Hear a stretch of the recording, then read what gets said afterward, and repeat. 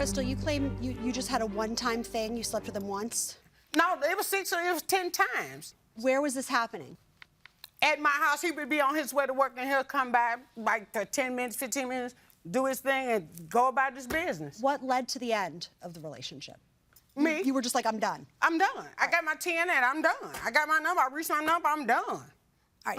Do you have any text message or any type of proof? Yes, I do. Before you submit it, tell me what it is. It's your personal diary, right? Yeah. These are times when we actually slept together. I wrote it down in here when we actually, dates that we slept together. I want to see the diary. Will you just flag the page for Officer Montejano so she can bring it to us? Yeah, I already tagged them. Thank you. And it's highlighted, too. I highlighted them, too. Thank you. And I also have a statement from my grandson. And that was in one of the text messages when my grandson asked her to call him because he had something to tell her about Wendell. Because my grandson called him in the act. Why is he 15 and in this business? I can't control my 15-year-old. Yes, you he can. came up with that. No, I can't. Yes, you can. No, I can't. You tell him to stay out of grown folks' business. You tell him to stay out of grown folks. He should not be texting her saying, I have something to tell you about your fiancé. That's out of line. Okay. You're entitled to your opinion. Sure am. Which I really don't care about. Doesn't matter. I'm not going to play with you on this. I know you ain't going to play with me. You don't want to go there with me, baby. You really don't. What did you want to say, sir? You can have the last word. Please. Go ahead, Wendell. Thank you. Stay quiet. This claim here, what she said I supposed to done, I did not do. But at the same time, when I found out about it, I said she was delusional. Okay, but I know she needs some help, but she don't want to get any help.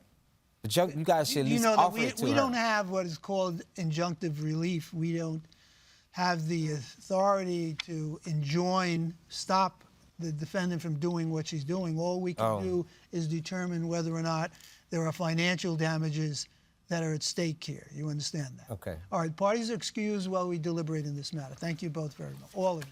Robin, Wendell, Crystal, we have deliberated and reached a unanimous verdict.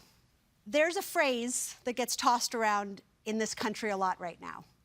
I'm going to speak my truth. In court, there is one truth. And in order to post something on the internet, it has to be true.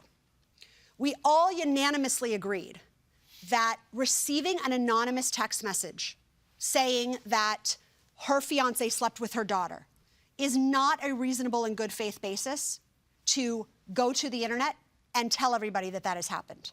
And the issue with a statement like that he slept with your daughter, is that it is defamation per se, which means under the law, it is difficult to prove economic damages from such a claim.